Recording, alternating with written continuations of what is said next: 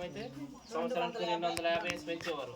అలా కాకుండా ఆయనకు అదనంగా 3 నెలలు ముందు ఇస్తూ 1000 రూపాయలు పెంచారు. అది ఒకేసారి పెంచారు. అదొక మంచి విషయమే. అది తర్వాత మన ఉద్యోగస్తులకి అప్పుడైతే 10వ తారీఖు కాదు కానీ 6, 7 తేదీల్లో మాకు సాలరీస్ పడేది, ఇబ్బందిగా ఉండేది. కానీ ఇప్పుడు 1వ తేదీలోనే జీతాలు పడిపోతున్నాయి. అది ఒకటి దాని మీద. తర్వాత అన్న క్యాంటీన్లు 175 అన్న క్యాంటీన్లు మనకి ఇప్పుడు టిఫిన్ 5 రూపాయలు, టిఫిన్ కూడా దొరకదు 5 రూపాయలు. కానీ ఆయన మర్చిపోయినాం, నేను ఆల్రెడీ తిన్నాను.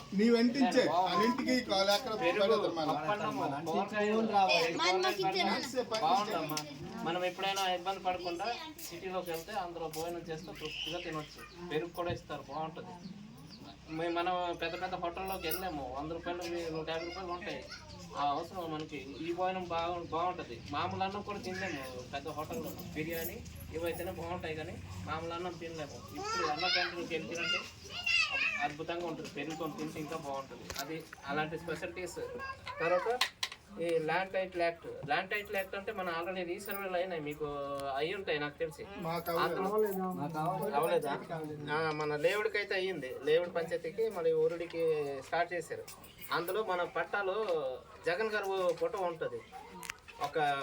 ఒక పట్ట ఇది ఒక హక్కు అనగా మనకి ఒక ఆస్తి ఉందంటే ఎటువంటి ఫోటో లేకుండా రాజముద్ర అయి ఉండాలి. అంతే స్టీల్ ఉంటుంది అందులో, గవర్నమెంట్ స్టాంపు, గవర్నమెంట్ తాలూకా స్టాంప్ ఉంటుంది. అది మాత్రమే ఉండాలి కానీ ఫోటోలు ఉండకూడదు పద్ధతి ప్రకారం. అయితే అది రద్దు చేసి కొత్తగా ఒక పట్టా పాస్బుక్, అప్పుడు మనం గతంలో పాతకు చూసారా ఎరగిచ్చారో అలాగే ఇస్తారనమాట.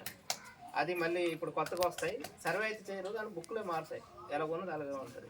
జగన్ గారి ఫోటో ఏమో తీస్తారు, ఇది అమలు చేస్తారు అనమాట. అవి కూడా ప్రింట్ అయ్యి వస్తున్నాయి. అది ల్యాండ్ టైటిలింగ్ యాక్ట్.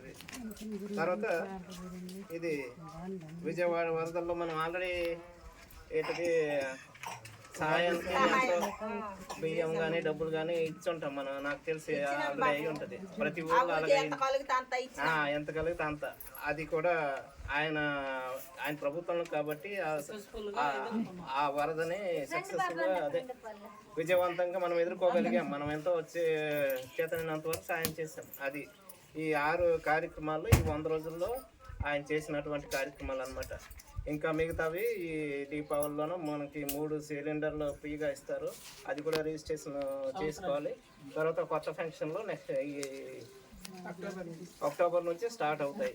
ఇలాగ ఒక్కొక్కటిగా అమలు అవుతున్నాయి. మనం కంగారు పడవద్దు, మనం దగ్గర ఉండి అన్ని సక్రమంగా చేసుకుందాం. మేమే వస్తాం, ఏదైనా చేయాలని మనం చేసుకుందాం. ఓకేనా?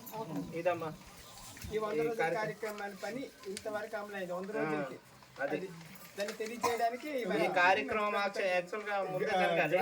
గ్రామ సభ ఉంది గొంతురాడ హౌసింగ్ గురించి కూడా చూడండి.